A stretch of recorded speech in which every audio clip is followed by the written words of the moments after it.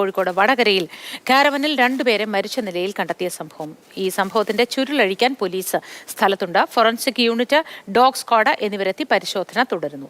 മരണകാരണം carbon monoxide ശ്വസിച്ചാണോ എന്നത് സ്ഥിരീകരിക്കാനായിട്ടില്ല. ഇംതിയാസ് കരീം കൂടുതൽ വിവരങ്ങളുമായി ചേരുന്നു. Imtiaz, good morning. ഇതുമായി ബന്ധപ്പെട്ട പരിശോധനകൾ ഇപ്പോഴും പുരോഗമിക്കുകയാണോ? ഇൻക്വസ്റ്റ് നടപടികൾക്ക് ശേഷം മൃതദേഹങ്ങൾ ആശുപത്രിയിലേക്ക് കൊണ്ടുപോയോ? Moti, good morning.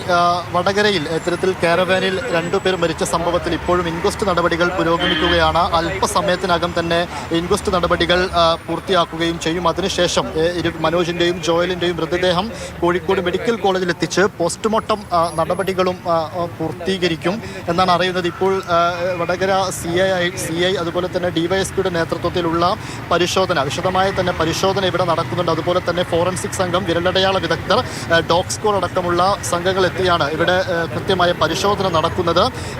ഇപ്പോൾ സർ, ഈ ഒരു സംശയാസ്പദമായ ഇതിൽ എന്തെങ്കിലും ഉണ്ടോ? ഇല്ല, ഒന്നും ഇപ്പം നമുക്ക് വെളിവായിട്ടില്ല. സംശയിക്കുന്ന കാര്യങ്ങളൊന്നും തന്നെ ഇല്ല. ഇനി നമുക്ക് ഇൻക്വസ്റ്റ് പോസ്റ്റ്മോർട്ടം നടത്തിയാൽ മാത്രമേ നമുക്ക് അതിൻ്റെ കൂടുതൽ കാര്യങ്ങൾ പറയാൻ സാധിക്കൂ.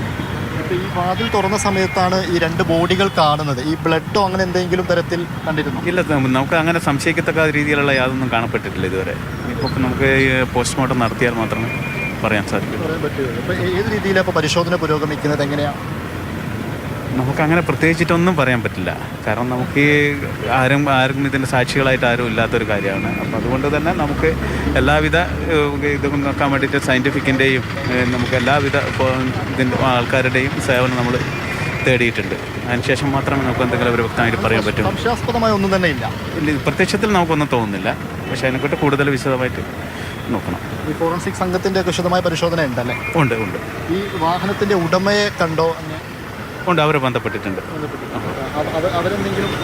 ഇല്ല, അവർക്കൊന്നും പ്രത്യക്ഷത്തിലൊന്നും അറിയില്ല. ഇവർ കണ്ണൂരിലേക്ക് പോകുന്ന സംഘമായിരുന്നു അല്ലേ? പോയി വരികയാണ്, തിരിച്ചു വരികയാണ്. അതിനിടയിൽ ഭക്ഷണം കഴിക്കാൻ നിർത്തിയതാണ് എന്താണെന്ന് നമുക്ക് അറിയില്ല. ഇനി ആരെങ്കിലും അവരുടെ ബന്ധപ്പെട്ട ആരെങ്കിലും ഉണ്ടെങ്കിൽ മാത്രമേ നമുക്ക് അവരാരോടെങ്കിലും ബന്ധപ്പെട്ടിട്ടുണ്ടോ എന്നുള്ളത് അതിനുശേഷം മാത്രമേ നമുക്ക് മനസ്സിലാക്കാൻ സാധിക്കും. പോസ്റ്റ്മോർട്ടം നടപടി ഇന്ന് പൂർത്തിയാക്കുമോ? നടക്കും. ഇന്ന് ചെയ്യും. മൃതദേഹം ബന്ധുക്കൾക്ക് വിട്ടു നടക്കില്ലേ? അതെ, കോഴിക്കോട് വെച്ച് നടത്തും. ഇവർ പിന്നെ സ്ഥിരമായിട്ട് ഈ വാഹനത്തിൽ ജോലി ചെയ്യുന്നവരാണ്? അതെ,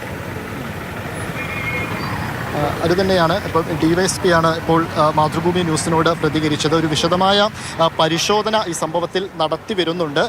ഇവർ ഈ വടകരയിലെ ഈ പാലത്തിന് സമീപം ഭക്ഷണം കഴിക്കാൻ വേണ്ടി നിർത്തിയതാണോ, വിശ്രമിക്കാൻ വേണ്ടി നിർത്തിയതാണോ എന്ന കാര്യത്തിലൊരു വ്യക്തതയില്ല. ഇവരുടെ തന്നെ ഈ മരിച്ച ആളുകളുടെ ബന്ധുക്കൾ ഇവിടെ എത്തിയിട്ടുണ്ട്. അവരുമായി പോലീസ് സംസാരിക്കുന്നുമുണ്ട്.